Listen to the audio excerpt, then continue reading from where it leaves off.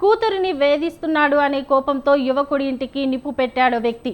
ఈ ఘటనలో యువకుడి తండ్రితో పాటు 4 ఏళ్ల చిన్నారికి తీవ్రంగా గాయాలయ్యాయి. సికింద్రాబాద్ అల్వాల్ పోలీస్ స్టేషన్ పరిధి గోపాలనగర్లో జరిగింది ఈ సంఘటన.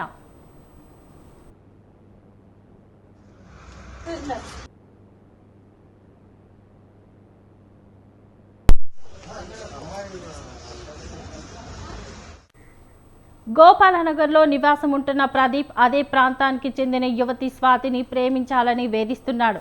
తరచూ ఇబ్బంది పెడుతూ ఉండడంతో యువతి బంధువులు ప్రదీప్ను హెచ్చరించారు.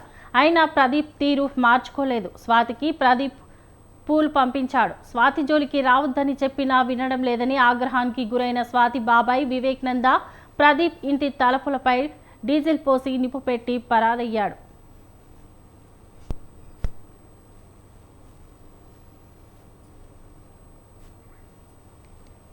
ఆ సమయంలో ప్రదీప్ తండ్రి ప్రకాష్ ఇంట్లోనే ఉండడంతో నిప్పంటుకుని తీవ్రంగా గాయపడ్డాడు.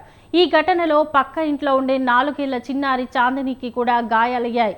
ప్రకాష్ను గాంధీ ఆసుపత్రికి తరలించారు. చాందినిని కోంపల్లిలోని వెల్నెస్ సెంటర్కు తరలించారు.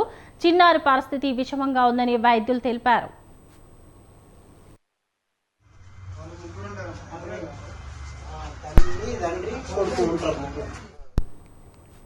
ప్రకాష్ ఆయన తండ్రి కూలీలుగా పనిచేస్తున్నారు. స్వాతి రైల్వే డిగ్రీ కళాశాలలో చదువుతోంది. హత్యా ప్రయత్నానికి పాల్పడిన వివేక్ నంద వాహన విక్రయదారుడు.